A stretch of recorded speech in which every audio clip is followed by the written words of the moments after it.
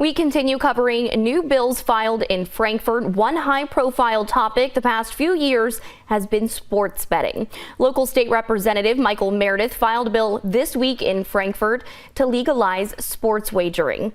This midday, he joins us to talk more in depth. Thank you, State Representative Michael Meredith, for being with us today. Absolutely. Good to be on with you, Allie.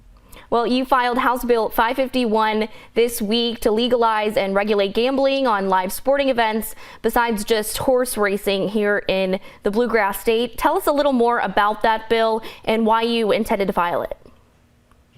So this builds on the efforts that we've worked towards over the last 3 or 4 years to legalize sports wagering and regulate sports wagering in Kentucky.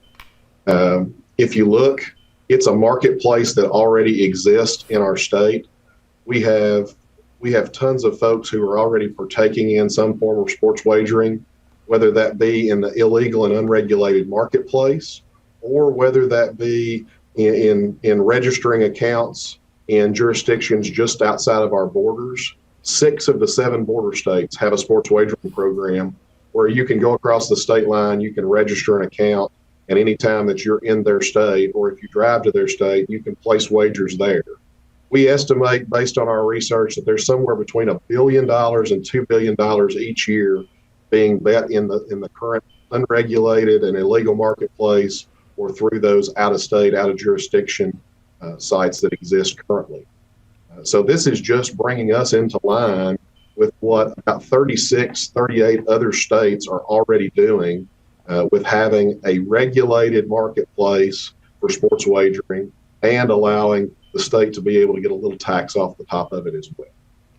Well, can you expand a little more talking about that tax revenue and what that would mean for the state and just taxpayers in general? How can the state benefit from that money that we're losing by it being, unregulated, the illegal gambling and all sorts of things? There was a study done in 2020 by Commonwealth Economics over in Lexington, and they allocated that if we were to legalize sports wagering under the structure that we have proposed in this bill with the same tax rates that we have in this bill, that Kentucky would likely see somewhere around $23 million a year in additional revenue coming in. Obviously, there's some cost that goes along with that, including funding the regulation program through the Kentucky Horse Racing Commission, and that would be paid first.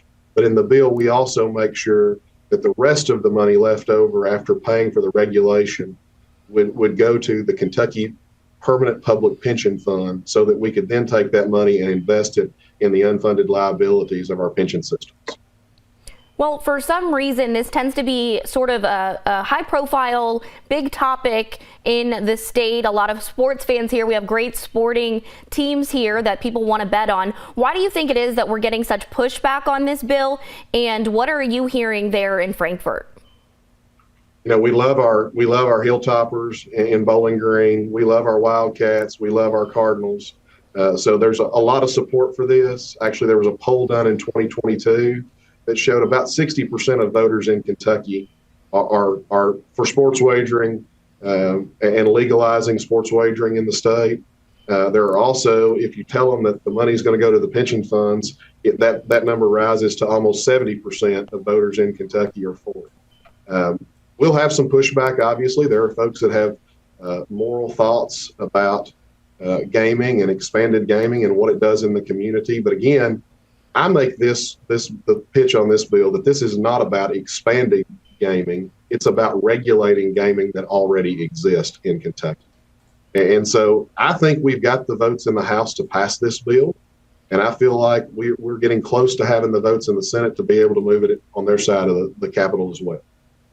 So one last question before we wrap up here, Representative Meredith, what is the next steps? You filed this bill in Frankfort this week. What's the next step? I know there hasn't been a committee assigned to this bill yet, but what do we do to move forward with this bill?